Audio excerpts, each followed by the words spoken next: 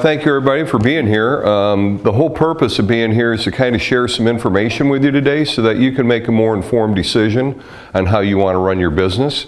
And if pollution insurance can add value. And this really kind of came about, Jerry had called me up and he said, you know, the Michigan Home Builders Association, obviously there's environmental exposures impacting the members. And yet, what's a way that we could maybe put together a program affordably that would be attractive to the members and yet help protect and fill in this big gap in coverage that's out there? So what we're really going to be talking about today is, like what Jerry said, filling in a gap in coverage in what you have in your current program. And I usually like to start out making sure we all start out on the same page. So I start out with my Polluters Anonymous talk. I go, hi, my name's Chris and I'm a polluter. You'll go, hi, Chris, right? Yes. I own and drive a car, and some of the contaminants that come off of a car besides air emissions are lead, cadmium, asbestos, and mercury. I use electricity, and 30% of the mercury that gets into our waterways comes from coal-burning utilities. I even use a petroleum-based plastic toothbrush to clean my teeth. So the bottom line is each and every one of us is a polluter. The challenge is, how can we pollute in a way that has the least amount of impact on human health and the environment? And that's what we're going to be talking about today as it specifically relates to your business, okay? So my little clicker, we didn't quite get everything working, so I've got to kind of work through this with pushing around. But for today's agenda, first thing we want to talk about is we want to talk about the environmental exposures that are impacting members of the Home Builders Association. So that's what we're going to start out talking about. The second thing is that we're going to talk about a pollution liability insurance program, the strategy behind it, what the coverages are that are afforded to you through that program. And then the last thing that we're going to do will be the conclusion. So to start with, I think it's important to make sure everybody understands what a pollutant is. Because when you look at an insurance policy, it describes a pollutant as smoke, soot, vapors, fumes, acid, alkalis. Well, I'm not a scientist, and I'm assuming most people here aren't scientists either. So based upon the way insurance companies and courts have responded in the past to claims, we've come up with a definition we think is much easier to understand. And very simply, a pollutant is a material, substance, or product that gets introduced to the environment for other than its intended use or purpose. So in other words, something that ends up where it doesn't belong. Well, in one situation, we happen to have fresh water. And what took place here was fresh water was accidentally put into a saltwater aquarium. It killed off the aquatic life. When they filed a claim with the carrier denied coverage, saying the fresh water was a pollutant. Just heard of a new one last week where somebody discharged of water that was so clean that it depleted oxygen out of the stream and killed off the aquatic life, and they said the clean water was a pollutant. We had another one in all places, Wisconsin. It was cheese, and what took place here was a cheese delivery truck got into an accident. It caught on fire. The cheese melted, went down the sewer systems, it coagulated, and when they filed a claim with the carrier denied coverage, saying that the cheese was a pollutant. We also have examples with milk and beer and fruit juice. So the bottom line is so often people are thinking of a pollutant as something as nasty and hazardous, when in fact it's something as simple as fresh water. So with that being said, I'm not doing very good with the pointer here. With that being said, you cannot be in business without being impacted by environmental exposure. So then the question really comes down to, and what we're going to be talking about today is, what's your financial assurance plan? Because I doubt that you have a contract that you sign that does not have some form of an environmental indemnification in it, where you're indemnifying whoever you're working for should you cause an environmental loss while performing your services. So then the question is, well, what's your financial assurance plan to meet that? And this just happens to be one of those options we're going to be talking about today. Let me make sure I'm doing this right. All right, so to be sustainable, you start out with risk management, and a simple example I use is, how do you purchase your raw materials? Majority of time, businesses purchase the raw materials FOB, point of shipment. Why? Because it's cheaper. That means you take ownership of that raw material as soon as it leaves the loading dock. Well, then the question comes up, well, okay, contractor, you've got a load of, some liquids coming to you, paints, whatever it may be, for your project site. There's an accident en route. What's your strategy? Well, that's usually when you get the deer in the headlight look. Well, that's not my problem, is it? Well, yeah, you took ownership of it as soon as it left the loading dock, so when that accident occurred, your materials caused a pollution event.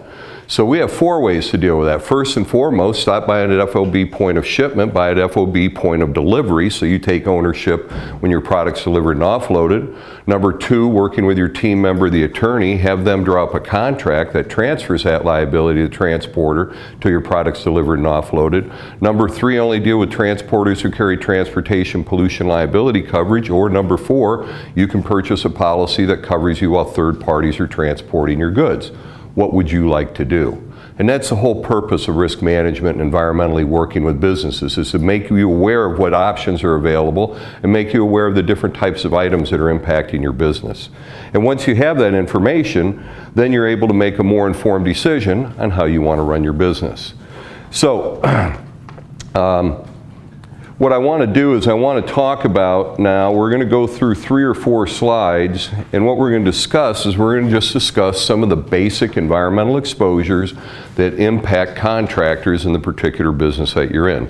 First one I have up here is stormwater runoff. Now, stormwater runoff, we probably are familiar with. When it rains or it snows, it takes with it contaminants that can move. You know, the thing that you're thinking about is a silt fence, and if it doesn't get put up correctly and all of a sudden there's a big rainstorm and now it takes all the silt and dirt down into a nearby stream, depletes the oxygen, kills them off. Well, what happened here a few years ago is Home Depot and Walmart both paid multi-million-dollar fines for stormwater runoff from their construction sites. Well, Home Depot and Walmart do not own construction companies, so these million-dollar, well, I think Home Depot paid $3.5 million and the other one was like 4 point some million, came to them through the contractors that they hired. So now Home Depot and Walmart require contractors doing work for them to have contractors' pollution liability insurance. And a couple years ago, Walmart took it a step further, and Walmart said, you can't even bid a job for us until you can show you already have contractors' pollution liability insurance. Well, this is kind of cause for a bigger fall down coming down from them, and so we're starting to see more and more contracts requiring contractors' pollution liability insurance. And I know places like Notre Dame, Michigan State University, University of Texas, where we have clients, they have the exact same requirements. And the reason you're starting to see more and more businesses requiring this pollution coverage is because they've been burned by vendors that they've hired, and they want to eliminate that from happening. They want to put that burden onto the vendor in case they cause a problem. Next, we have spill from raw materials at job sites. The one thing that really concerns me about contractors and your environmental exposures, unlike a manufacturing facility, at a manufacturing facility, you got line 1, you got line 2, well, guess what? Those lines don't move. But at a construction site, almost every minute, it's changing. Your exposures are changing. One contractor can put something over here, and the next minute it's gone, it's over here, and now you've got somebody who runs into it and turns over a 55-gallon drum of whatever it may be, simply because it wasn't there 10 minutes ago when they came by doing what they were doing. So the fact that your exposures on a job site are constantly changing, I think, is something that oftentimes is overlooked by contractors out there. Vapor intrusion. Vapor intrusion, what this is this is where contaminants in the ground, vapors in the ground travel. Now, what a lot of people don't realize is that in excess of 90% of the world's liquid fresh water is underground. So when I stand up on the shore of Lake Michigan up in Leland, where I am, and I'm looking out at the Manitou Islands, and you're going, wow, this is just a minuscule fraction of the water. So what happens is this water moves underground, it takes with it contaminants, okay?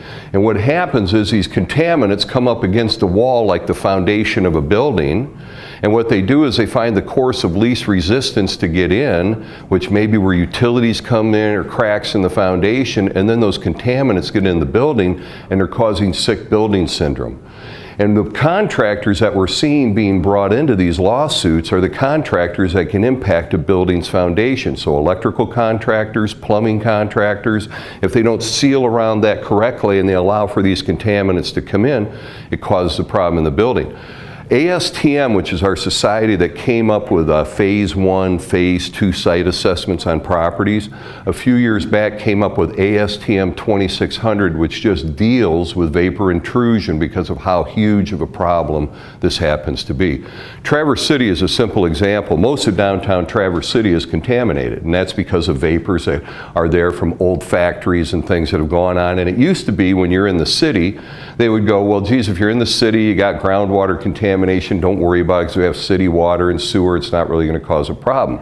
Once vapor intrusion surfaced, all of a sudden that strategy changed because you've got it now where these vapors can get into new buildings, old buildings, whatever it may be, so they have to have a plan. And for example, up in Traverse City, if you happen to know where the Holiday Inn is on the water, well, right across the street is the Traverse Bay Credit Union. Well, they have an active vapor barrier there, taking the vapors and sucking it up and cleaning it out, because all behind that used to be factories, and everything going down to the bay all has these vapors and everything throughout that entire area.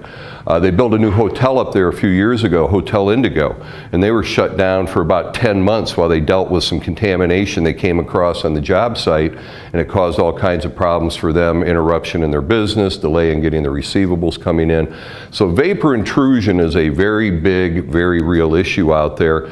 And you might be working at a job site where you don't even realize there's vapor intrusion. You're going to put in a foundation and stuff, and now you're going through contaminants that just happen to be there because of some historical past use. And now all of a sudden you don't even realize it until the building goes up, but now this contamination starts getting into the building and causing sick building syndrome. Unknowingly exacerbating contamination at a job site. One of the things that Contractors pollution liability does is it protects the insured while you're operating away from any premises you own, rent, lease, or occupy. So while you're in the field doing your work, okay? And so the big thing with that is that you can have an excavator. And that excavator, as soon as they come on, if they take a scoop out of the ground, and if that scoop is contaminated and nobody even knew it was contaminated, they just exacerbated the problem. Under federal law, they just bought into the problem. Why every excavator doesn't have Contractors pollution liability insurance is really a mystery to me, because of the fact that you can get brought in for something that you didn't even do. Natural resource damages. You know, here in Michigan, you know, winter water wonderland, you know, you're no more than 3 miles away from a body of water. I've got a real peeve about natural resource damages. We cover natural resource damages through our pollution products that we have out there. And if you happen to be building a home near, you know, wetlands or rivers or streams or lakes, wherever it may be, obviously those are the types of things that you got to be concerned with. Transportation pollution liability. Your commercial auto policy is going to cover you for fluids that are necessary for the operation of your vehicle. So the gas in your gas tank, the antifreeze that you have, the oils. What it doesn't cover you is for anything else you might be transporting that could have a spill. And the simple thing I think about with Contractors is that spare fuel tank that goes in the bed of the pickup truck. If you have an accident with your vehicle and that fuel spills out of that spare fuel tank and back that you use to fill up equipment and stuff at the job site, there's no coverage for that. So what we cover is we cover for the loading, the unloading, and the transportation of the cargo that you're hauling, and 80% of the losses occur during the loading and unloading. So you want to make sure that you have that picked up and taken care of. What are a couple more items here? I'm going to run down through here because I don't have my clicker working. So, impacting utilities. You're in the business, you know better than I do. Miss digs, miss, right? I mean, you know, so if you happen to impact an underground utility, that can be a big exposure out there. And you're more well aware than I am of the network of utilities that we have going underground throughout our country. It's just an amazing maze of pipes and wires and everything else taking place. Vandalism.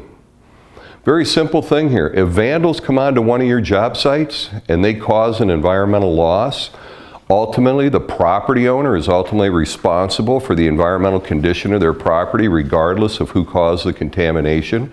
So even if you catch the vandals, you know, if they can't pay for it, well, guess who's going to get brought into the suit? Probably you, if it was something that they vandalized at a job site.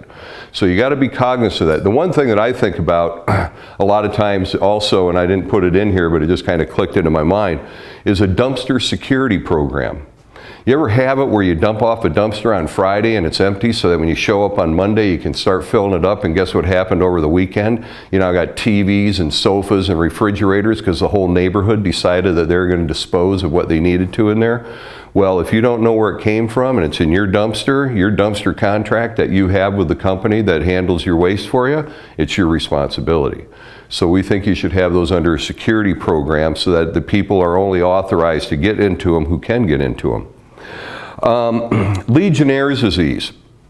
I don't know how familiar you are with Legionnaires disease. It's been around for a long time. It's a bacteria that gets into our waterways. I have been seeing over the last 3 years such a huge increase in the amount of Legionnaires disease claims, and I think it's really because people who thought they had pneumonia or something like that actually are finding out that they had Legionnaires disease. Legionnaires disease is through the water, and it comes through air conditioning systems, misters, air humidifiers, cooling towers, ice making machines, all these types of exposures that you can have out there, but Legionnaires is a very real and a very big exposure out there. Disneyland out in California just had a couple of their hotels shut down because of Legionnaires. Last year down at Graceland, the Graceland Hotel where Elvis, all that is, they got shut down because they had Legionnaires in their hotel. And so this is a very real exposure and something that more and more people are becoming aware of out there, and I think that's why we're seeing an increase in claims. Mold, yes? Can you just expand on that more? What's the cause and effect, and how do you prevent, and how do you... Yeah, well, Legionnaires is a bacterium, and so if you're not regularly keeping, like the cooling towers are a simple example. If you're not regularly maintaining, making sure you keep those cooling towers clean, then bacteria is able to build up in there. I'll give you an example. If you're familiar with the Bridgewater building in Grand Rapids, it's right where 96 and 131 are. When they first opened that up in the summertime, what was going on is I had, there was a couple agencies that were located in there that we work with, and I was getting a call and they're going, you know, we come in here on Monday mornings and we have employees that are getting sick, their eyes are watering, we even have one who got a nosebleed and all that, and we go, well, let's just figure out what's going on here. So we did a little research, and what we found out at the time was the building owner in the summertime was shutting the HVAC unit off on Friday nights and then firing it back up on Monday mornings. What was happening over the weekend, because within 24 to 48 hours, if you don't have an area and keep it dry, as you know better than I do, you got your own mold factory going, right? So what was happening is mold was building up in the air ducts, and then it was just being spread throughout the whole building, and people were getting sick from the mold. The Legionnaires operates in very much the same way. So it's one of those things that it's really growing and really expanding out there. Speaking of mold, mold is a big exposure out there. We're all breathing mold as we speak, you know, and we're here. The problem with mold is that mold varies in how much mold you get, your mold count, depending upon temperature, depending upon humidity. I mean, if you've ever been down to New Orleans, you walk through New Orleans, it just smells like you're walking through mold, you know, I mean, that's all it is down there. Where up here, you don't get it quite as bad as down there because you don't have the humidity and everything else. Well, mold is a very big exposure out there, and it's one that we're starting to see some real claims activities taking place. And some carriers are really changing how they're addressing mold.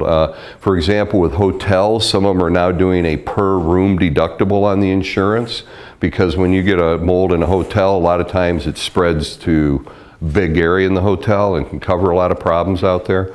But mold is something that just more and more people are becoming aware of mold, they're becoming aware of the exposure to mold, and so as consumers become that, then obviously the pressure comes down on you, the builder, to make sure that you're putting up a facility where you're not having water intrusion and problems with mold occurring and stuff like that.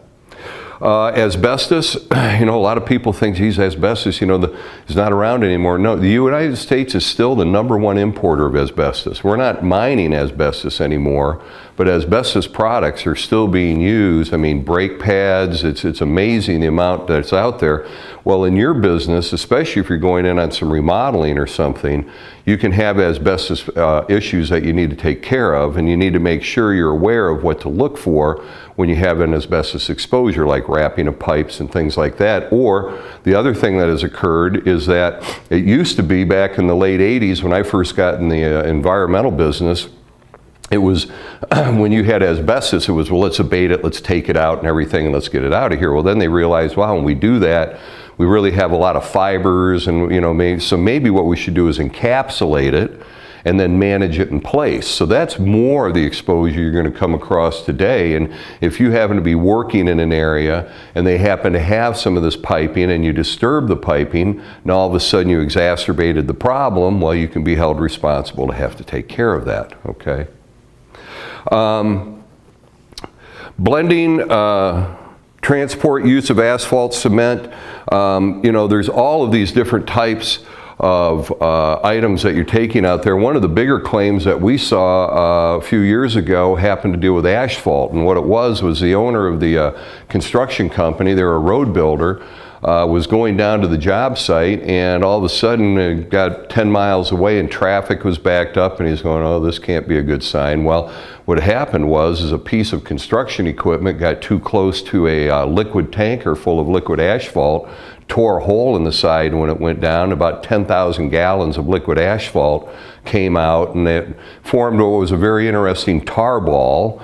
And what they did to eventually get rid of it is they drove a stake into it and got a crane and lifted the big thing up, and then they started jackhammering it apart so that they could, transport it and get it out of there. But what it had done is where it coagulated happened to be in a stream, and this little stream started to back up. Well, it backed up, and on the other side of the highway was a farm field with dairy cows, and it then got in the manure lagoon, and it's now started allowing the liquid manure to come out and start going down the stream, and so it was killing off the fish and the other aquatic life. So you had the natural resource damages, but it was all caused by the transportation of the liquid asphalt.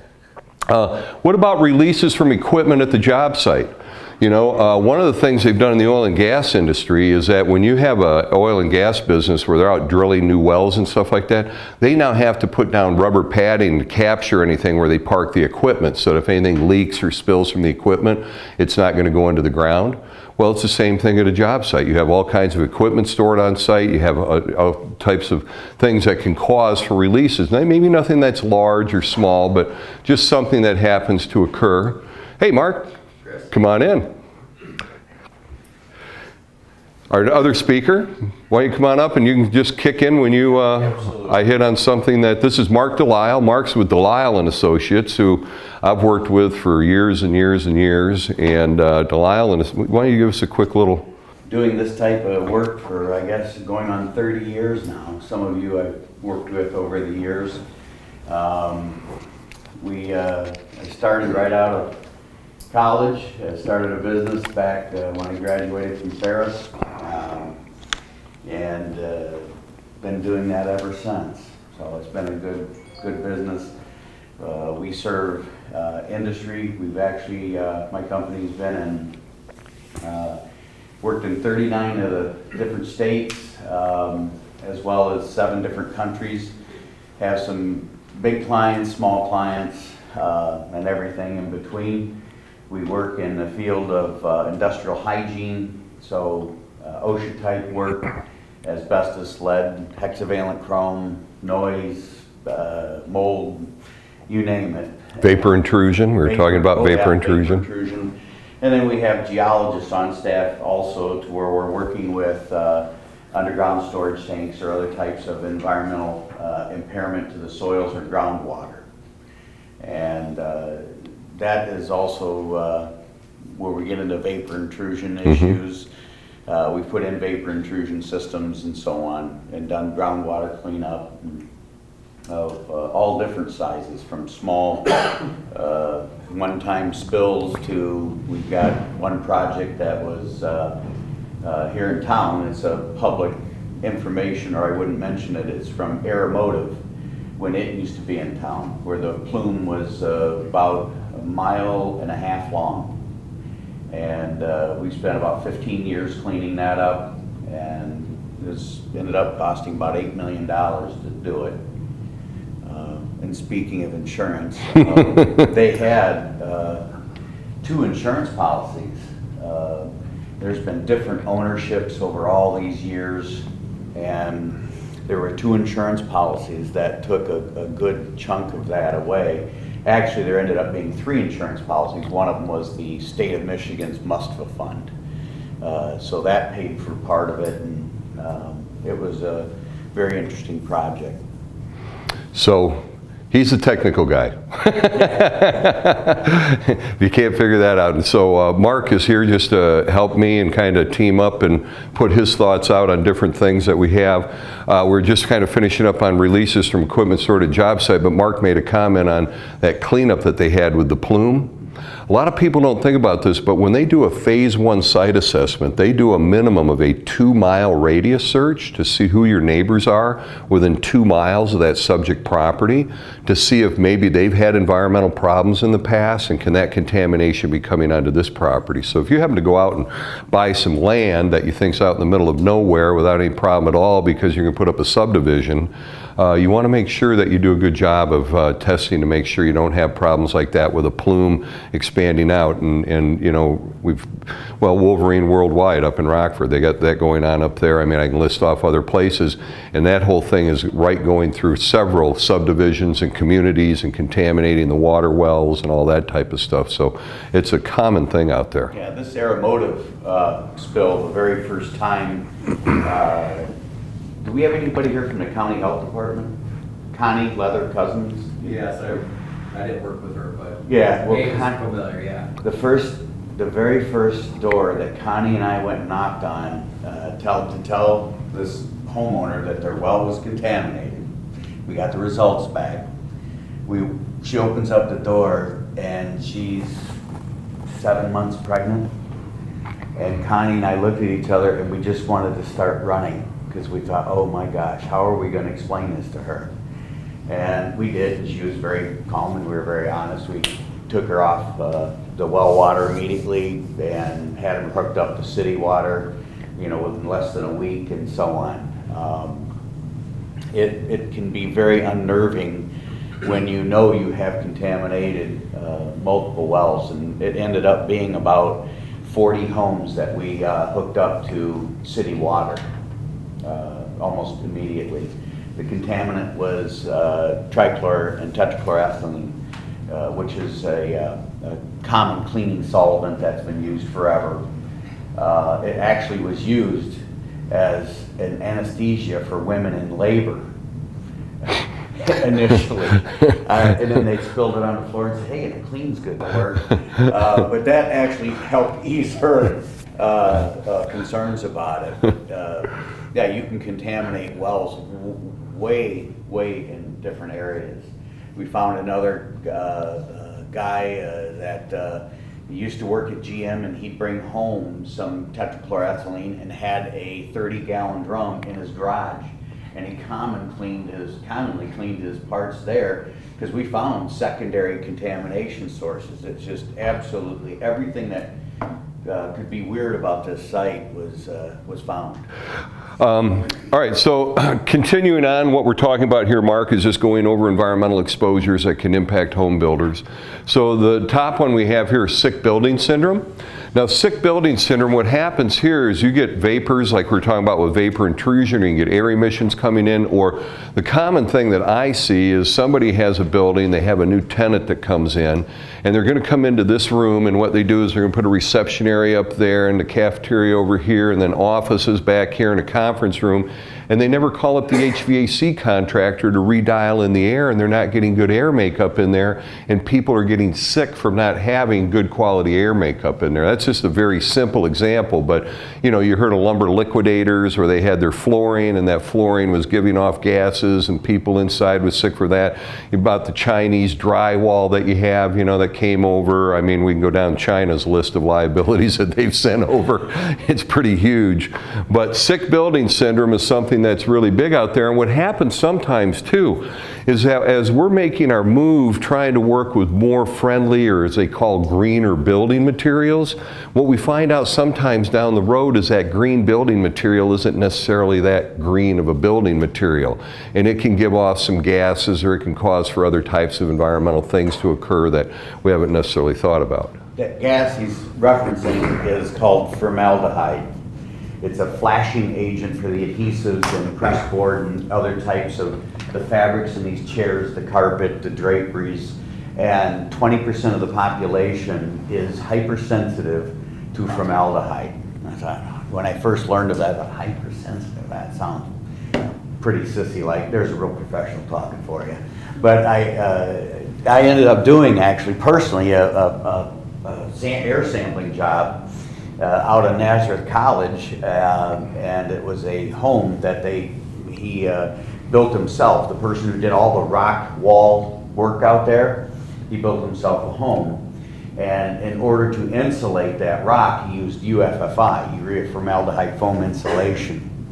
And ended up dying of cancer. It was proven it came from that formaldehyde exposure in his home. And 25, 30 years later, they're looking to possibly sell the home and reoccupy it. And they hired us to come in and do some monitoring. And I thought, well, that's going to be long gone, flashed off. And I was doing sampling there, and it's a full 8-hour sampling period. So I'm mostly in the house during that time, and I got sick as a dog. I'm one of the 20%. So much for that sissy thing. No, it's real. It is real. Now, and how you might have known if you are also one of that 20%, if you ever go into RVs in the summer, looking at campers or boats or anything like that, and it's hot in there, if you start getting your eyes are feeling dry, you got a little scratchiness almost immediately in your throat and lungs start feeling a little bit funny, you're probably one of the 20%, because those types of things are loaded. And if you're doing a build back or you have a new building and people are complaining of this sick building syndrome, that's one of the first things we look at. Have you had a recent remod where you have new carpeting and chairs and fabrics and press board and such like that? That is very often the culprit that is at hand here. Really? And so it's kind of an easy solution. It's just that initial flashing off, and you'll find we can set our watches by this, is that it happens more in the summer where it's hot outside than it does in the winter. But so you got to take all these things into consideration. But you can have a considerable issue if you don't know about that. There'll be some kind of people open windows and stuff in the summer where they don't do it in the winter. Yeah, and also that's one of the good remedies. Even if they have air conditioning, the outer envelope of the house is still getting heated up, and they can have a problem inside even in spite of air conditioning. And sometimes it's best to tell them, hey, just open up your windows and let's get some ventilation in here. And it typically will dissipate and come down. So it's interesting that they're still using that. Any other techniques to accelerate that airing out process? Burn the house down. No, not really. No, there really isn't. And also, one thing I don't want you to get caught up in is sampling. Oh, then we should hire somebody like Delilah, so let's just come in and then sample.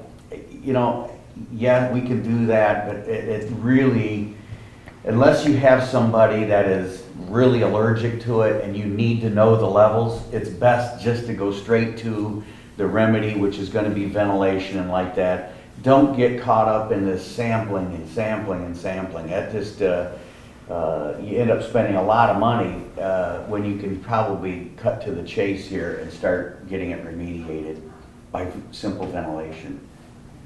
Mold, do you mind if I just talk about mold real quick? Go ahead. Mold is another one that is absolutely... Stand semi-close because I have the mic here. Oh, yeah, I really need that. Everybody can hear me all right? Okay. Mold is something that you can make a lot of something out of nothing. And it's sometimes just not necessary. Now, mold does need, you have visible mold, we'll get people to call us up and say, I've got this black mold all over my basement where we had a water leak. And I'd like you to come test it, see if I have black mold. And I'll say, well, is it black? Yep, well, then you have black mold. And what is black mold? Well, mold that has the color black. Well, there's all types of different molds, and they can present themselves in several different colors, and black being one of them. What they're referencing usually is what has made it into the news is a form of mold called Stachybotrys. There are some strains of it that can be very dangerous. to the immunocompromised, the very young, the very old type of individuals. But typically a healthy human being, it won't affect that bad.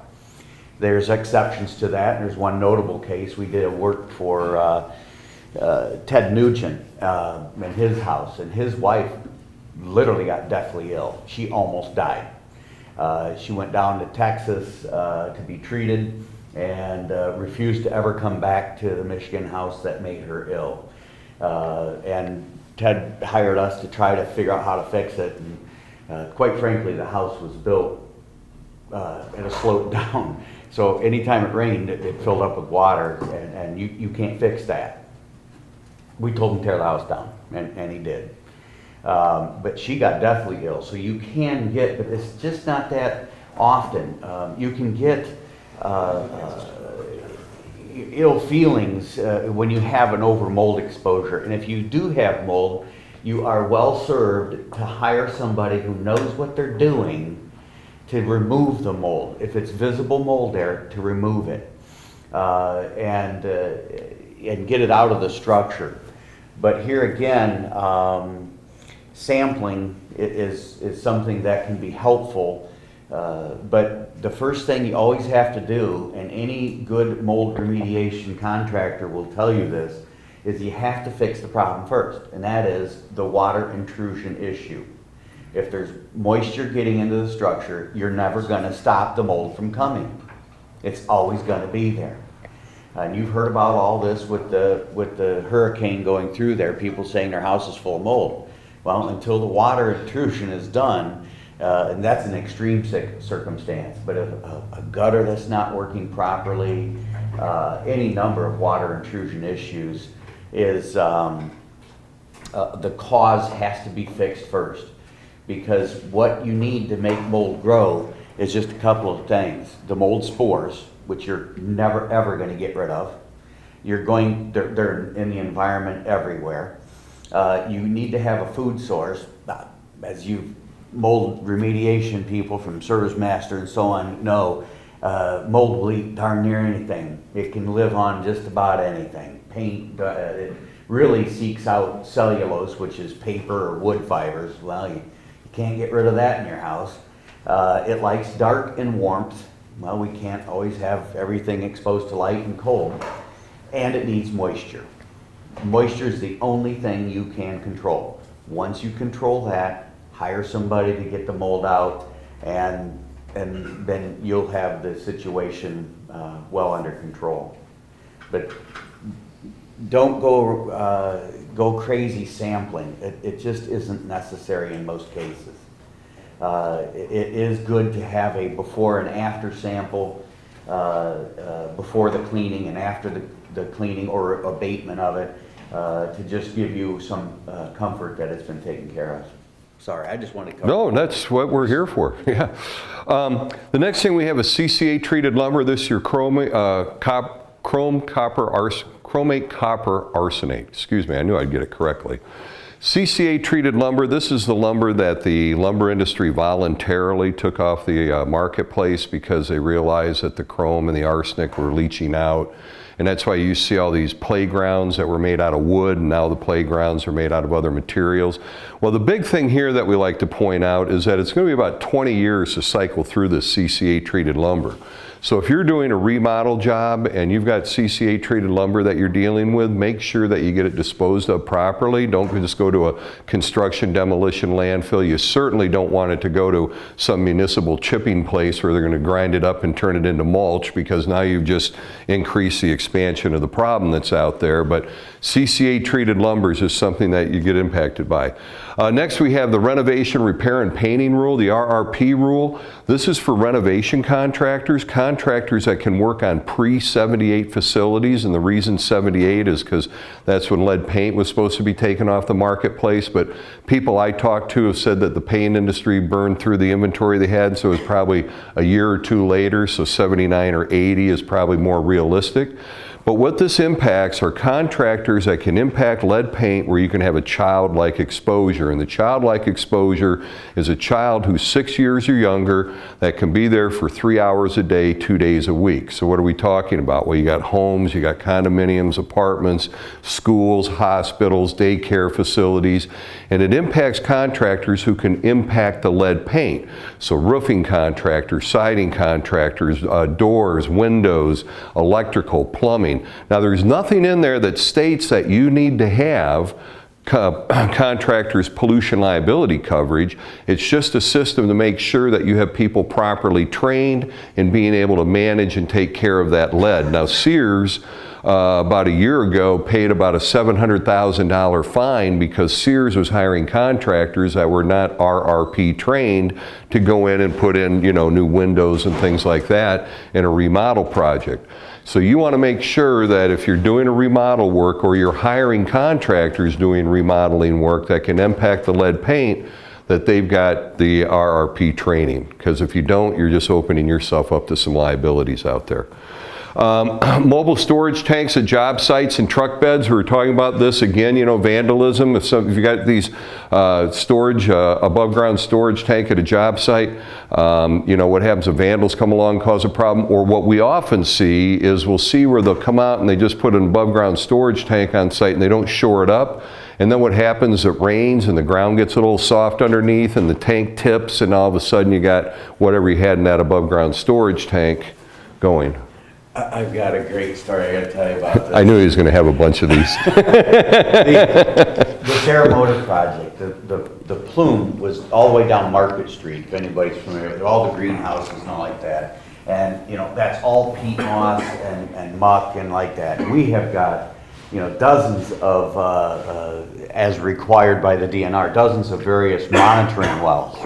And just to give you a quick lesson, here's the water table, top of the water table, bottom. We have to have a well that will test here at the top, then we have to have one midstream and one at the bottom. So there's 3 nested wells, they call it. Somebody who is doing other work, road work, along Market Street, parked their portable gasoline storage tank on top of our 3 wells, which is a direct path to and we just came there one time, one morning to see that there, and it was just they weren't thinking about it and so on, so we had to move it before anything did happen, but things like that can happen.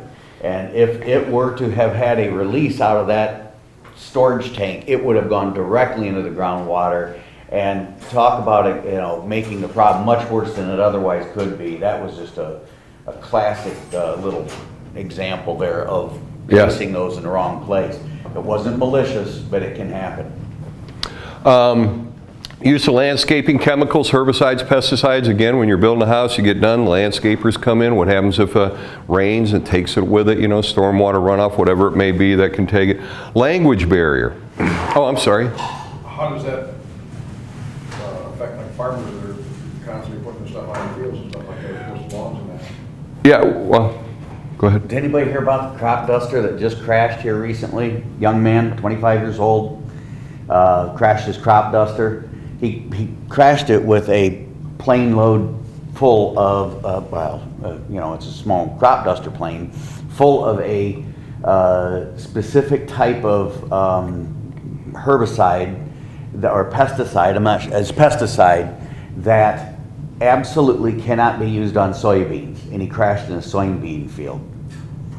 And so we had the fuel release, which he was using Jet A fuel, and we had to clean that up, as well as we're cleaning up this pesticide that's in there, which cannot be used on soybeans. It can be used on just about anything else, but for some reason soybeans capture it.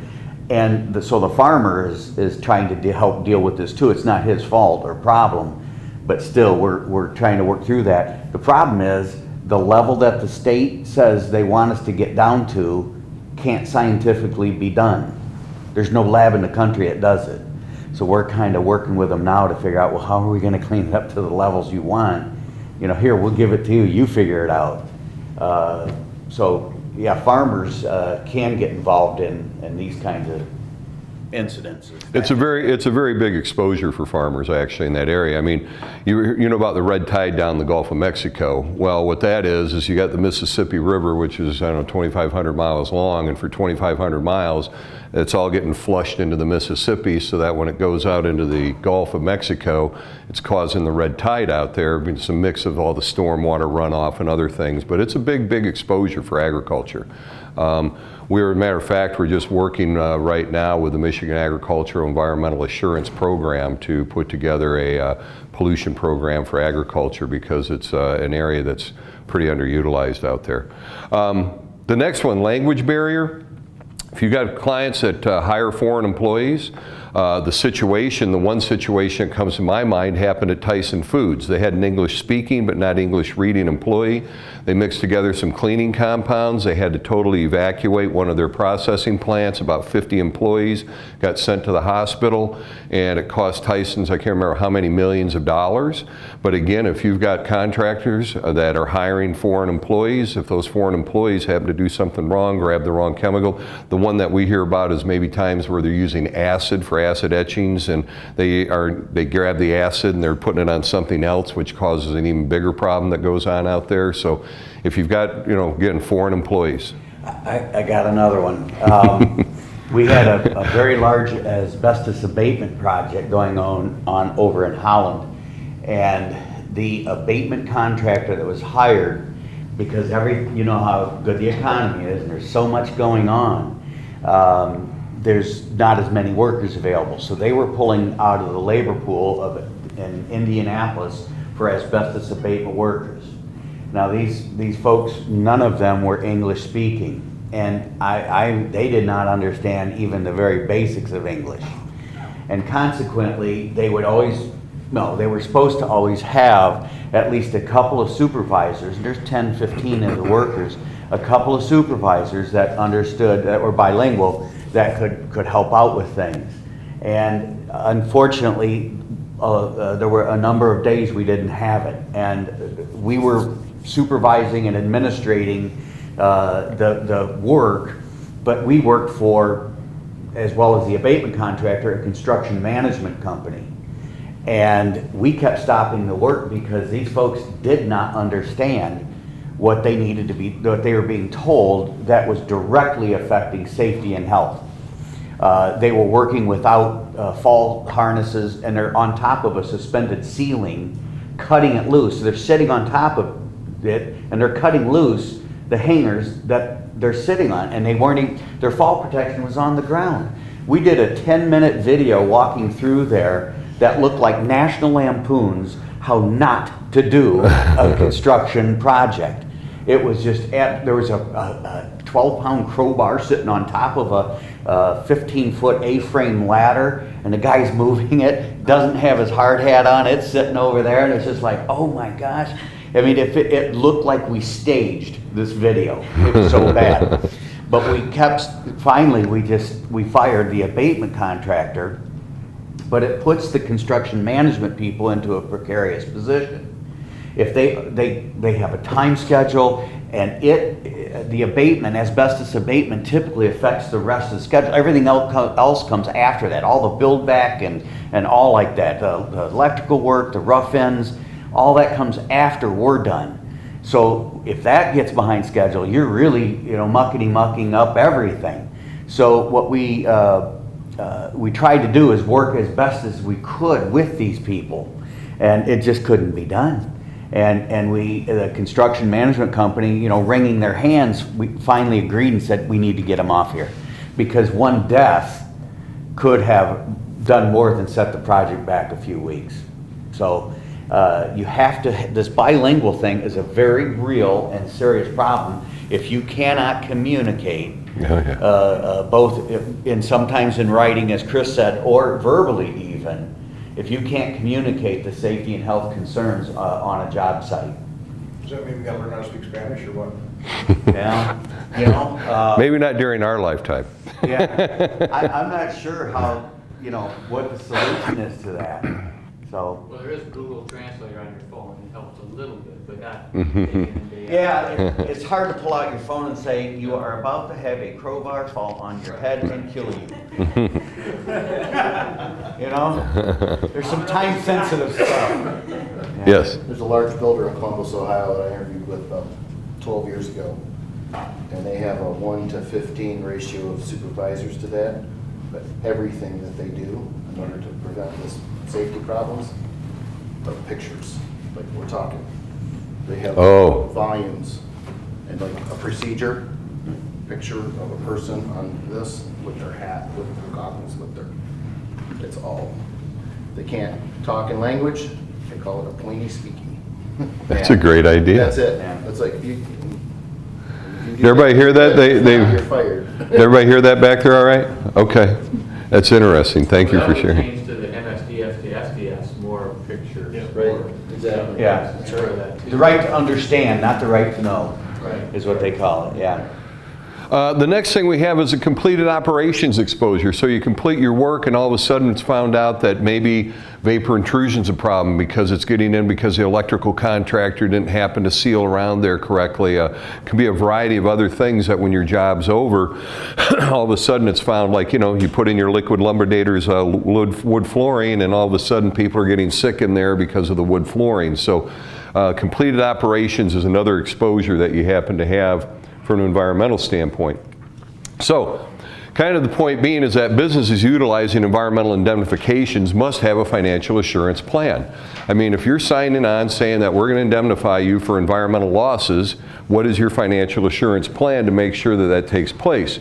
Now, there's several types of financial assurance mechanisms out there. You can do a letter of credit, you can do a bond, you can put monies in escrow, and you can do insurance. But without financial assurance in place, the contracts that you're signing may not be worth the paper they're written on. And we get calls regularly from attorneys. And this is where we kind of started picking up on this, where they're going, well, we drew up a contract a few years ago for our client. The party defaulted on the environmental indemnification, and now they're coming back to me, the attorney, going, well, you drew this up, you didn't put in any financial assurance backup plan, so we're looking to your E&O to take care of this problem for us.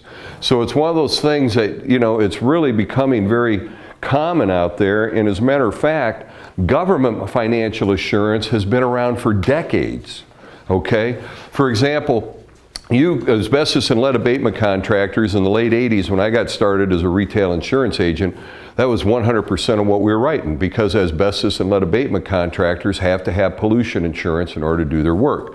Industrial and hazardous waste haulers under federal law must have transportation pollution liability in order to be able to move any cargo at all.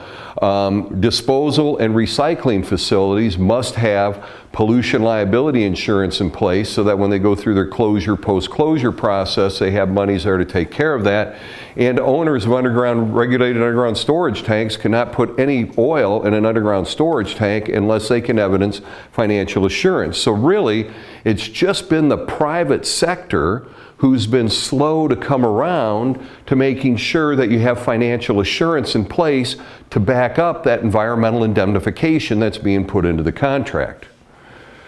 Okay, so the next thing that we want to talk about here is the pollution liability insurance program of what we want to propose as a strategy, because Jerry and I have been working on this for many months, and the whole purpose here, what we want to try to do is with a master policy, what it takes is that you're going to share in the limits, but you're also going to share in the premiums, which means that it brings the premiums down more affordable for you in the home building association. Now, minimum premiums start out at $2,500, or $1,200, excuse me, for 1-1 limits for contractors' pollution liability.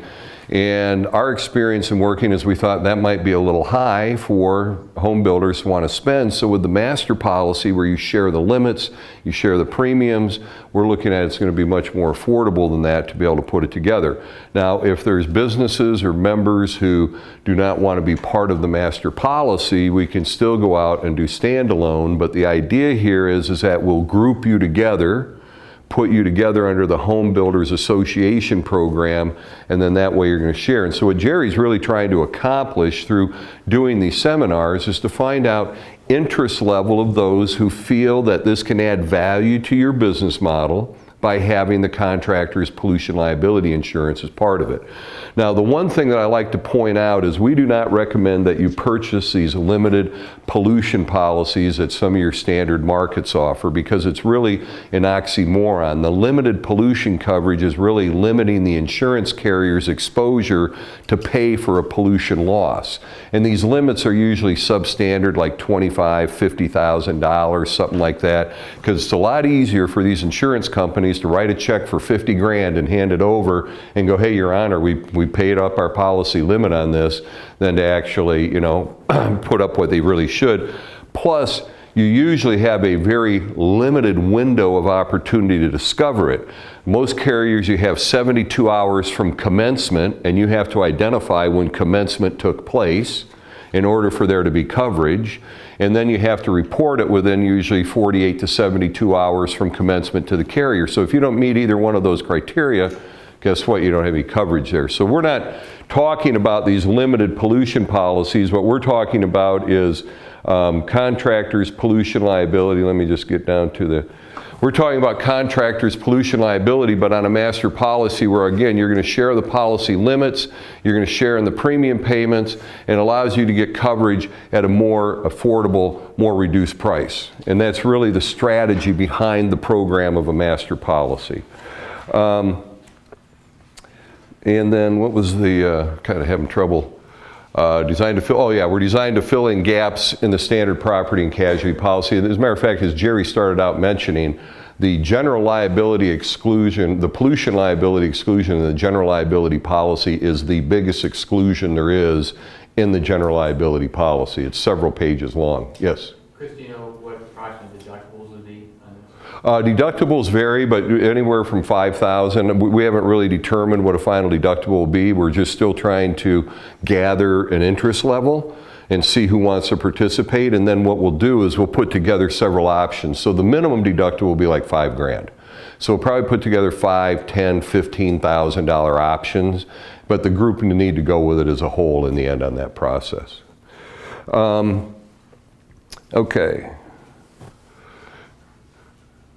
Let's go. All right, the three main benefits I think people often overlook with pollution policies that I think really need to be discussed, because so often people are thinking of the cleanup. The cleanup usually is far less than what these other items are here. First and foremost, all these policies come with defense coverage. You may do nothing wrong at all. You might be the general contractor that has a subcontractor who caused an environmental loss, but because you're the general contractor, you're going to get named in the lawsuit. Secondly, they all come with specialists to assist you in handling a claim. And I just refer to like the Flint water crisis or the BP oil spills. Matter of fact, Flint, just so everybody knows, they've already identified over 5,000 other communities in the United States that have the exact same problem. We just happen to be the little poster child for it over there, you know, with what's going on. But anytime you have an environmental liability, you're not only going to have the federal, state, and local government pounding on your door, you're going to have the press, and you're going to have your neighbors, and this isn't a fender bender, and you need a specialist to handle the claim. And all these policies come with specialists to assist you in handling that as part of the premium. And then lastly, most of the time, like I said, the cost to clean up the spill, the release, whatever the environmental problem is far less than claims come in from third parties for bodily injury, property damage, and then what I call the big black hole, third-party business income. Are you a contractor working on a brownfield project maybe in town, and all of a sudden you hit a natural gas line, they have to evacuate downtown? Well, guess what? All those businesses that had to evacuate now want to be compensated for that. Okay? I did just want to mention on the claim management for this crop duster crash, the insurance company that's handling that, we have a claim management person out of California that, oh my gosh, am I glad they're there. Because they are really keeping all the ducks in a row as far as who's responsible to do what. You have somebody managing this claim. That means our portion of it, the excavators portion of it, dealing with the farmer, dealing with the aircraft. It's incredible how important that is. And I have to believe that can be somewhat costly to have. Oh yeah, yeah. But in the long run, he's going to save money for all parties concerned because of the skills they have Right. in doing this. And I mean, I mentioned he's all the way from California. It makes no difference. It's as if he's right here dealing with us. It's an unbelievable, important aspect of all this. Yeah. And the thing with environmental claims to keep in mind is they tend to be a severity versus frequency issue. So while you don't have them very often, when it does occur, they can tend to get to be very, very expensive for you. Okay, so let me just kind of scroll down so that I can. So the insurance program, now Contractors Pollution Liability protects you while you're operating away from any premises you own, rent, lease, or occupy. So while you're in the field doing your work, and it covers you should you cause or exacerbate an environmental problem, and we talked about that a little bit earlier. We're also going to have transportation pollution liability under this policy, so we cover during the loading, the unloading, and the transportation of your cargo. We're also going to have off-site disposal coverage on this. What off-site disposal coverage is if you use a disposal facility and down the road it gets turned into a Superfund or state-mandated cleanup site, and they send you an invitation to, as a potentially responsible party, that you might be responsible for some of this. Non-owned disposal site coverage protects you for that exposure up to the policy limits. We're going to have a blanket waiver of subrogation, which I think is usually what you're seeing in your contracts, right? Where whoever you're doing the work for, they want you to not have a waiver of subrogation form. And we're going to do a blanket additional insured. And this will be primary and non-contributory, meaning that this insurance will be the primary insurance, the pollution piece. You don't have to worry about somebody else's coverage, whatever. This will be the primary piece of coverage for you. I actually have a question for you. Yeah. We've had stories, and then actually 2 clients, where we're doing a building remodel, and there's old windows that need to be taken out as part of this remodel and disposed of, and new windows are being put in. However, the old windows have window glazing in them. A lot of windows do. And as some of you know, window glazing has asbestos in it. Well, the cost of dealing with that, even if it was unknown at the beginning of the project, is fairly incidental because it's a fairly small quantity. However, what a lot of people don't know that is becoming exceedingly important now, because it's highly recognized, is that if you have an older building, and especially say a southern exposure set of windows, and you go up to it, and the window glazing, now that you've heard me say this, you're going to do this almost every time. If you can sit there and put a pen or a pencil and poke it, and it's still soft and pliable, you have got one of the most expensive problems that you will ever come across in your professional career. And that is because back in the 50s, the general industry and construction trades and so on said, you know, we need a product that will never dry, an oil type product that will never dry out. It will, because as you well know, if you have a 30 weight oil and you just leave it sitting in that front vestibule up there, you come back 5 years later, it's not going to be a 30 weight oil anymore, is it? It's going to be much thicker than that. And eventually it'll get thicker and thicker until it actually becomes a grease. Well, if you want it to stay the same viscosity, you need to have a special product. So they challenge chemical engineers to come up with this product. An oil that no matter UV, heat, cold, no matter what, it'll stay an oil and stay the same viscosity. And by gosh, the chemical engineers were able to do that. They came up with a product called polychlorinated biphenyls, or PCBs. What a wonderful product it was. If you put it in a paint, it will always adhere. It'll always stay adhered to the whatever the substrate is, because it never dries up and peels off. The oil stays the same.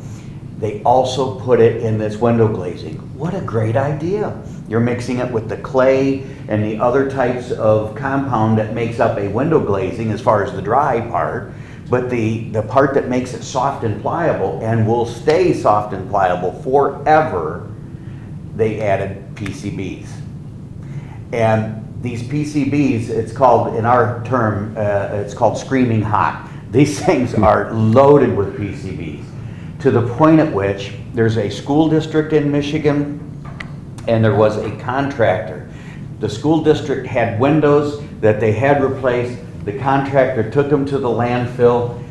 The DEQ is acutely aware of this problem. Nope, the school wasn't aware of it. The contractor wasn't aware of it. But the school got fined $250,000, and I honestly can't remember what the contractor got fined, but it was in that neighborhood because they didn't take care of that first. Now, unfortunately, that window glazing, if you do come across it, is not the kind that can be put into a special waste landfill, not a type 2. Type 2 is a real common construction debris landfill. It can't even go to a special waste landfill. It has to go to one of 2 different facilities now in Kentucky or in Texas to be thermally destructed. It is that serious. So even just a few windows could literally put you out of business if you don't account for that or have insurance for it. Be it a building owner or a contractor. Jerry? Just a quick question on the insurance. Can you cover you talk about fines and penalties. Yeah. Fines and penalties, some carriers are offering fines and penalties. I cannot at this point, because we haven't gone to determine what markets we're going to use, whether we'll have that coverage available right now. So Chris, I started off by saying I have a question. Would that type of situation be covered liability-wise for a contractor? Now that's what Jerry's part of the question was. Well, if you unknowingly exacerbated a problem, then that would be covered. And so they unknowingly exacerbated the problem by improperly disposing of it. And you know, if it was something, so in that case, yes. That's a pretty unique situation there, you know. It is.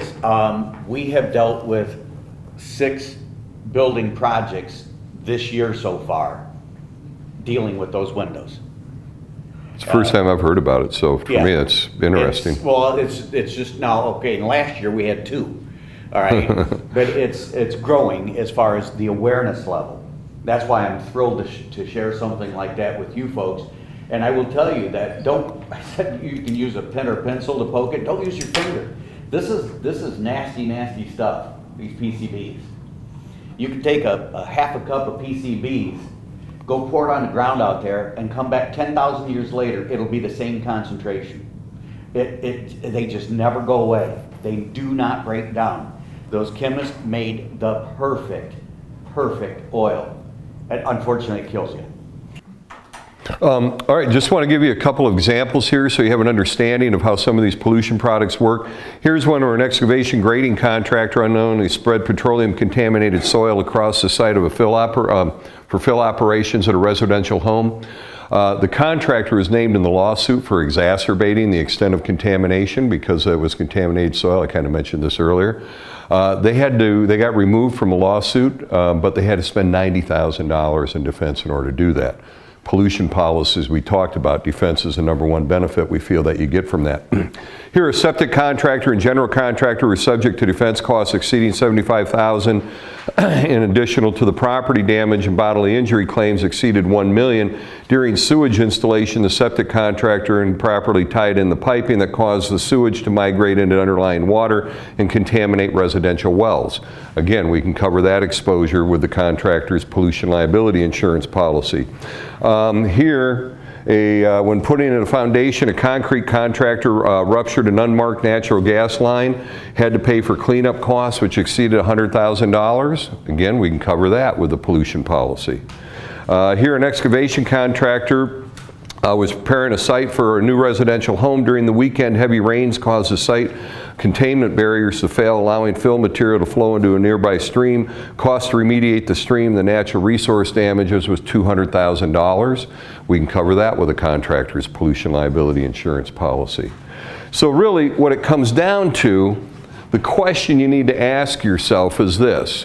Once you understand the environmental exposures impacting your operations, the question is, based upon your fiscal business model, does it make fiscal sense for you to transfer your environmental exposures for fractions of a cent on the dollar, which is what it usually costs when you look at the face value of an insurance policy versus a premium, or wait until you experience the environmental loss and then spend 100 cents on the dollar out of your own pocket for legal fees, cleanup costs, third-party bodily injury, third-party property damage, business interruption, on and on and on. So it's really the question you just need to ask. Will this add value to my business model based upon our fiscal size and what we have? So in conclusion, I'd like to point out that environmental issues, hopefully we've been able to see, impact every HBA member. You cannot be in the construction business without being impacted by environmental exposures. We're working on developing a comprehensive pollution program for you that will cover these environmental exposures and fill in what we think is a huge gap in coverage that most of you probably have in your current program. And this program allows you to generate new business opportunities against contractors who don't carry this. And one of the things we like to say is if you're carrying contractors' pollution liability insurance, when you're bidding a job, point out, by the way, should we cause an environmental liability while we're working for you, we have a pollution policy to take care of that. Those bidding against us on this job, what's their strategy? Well, that may be another reason you want to pick us, okay? And with that being said, Mark and I would like to thank you very much for your time. But Jerry needs to hear your feedback and your thoughts as to whether you think it is, because what we've done is we've gone out, we kind of got rough numbers. We pooled a pretty big size amount of, it's all based on gross receipts, how they rate you up.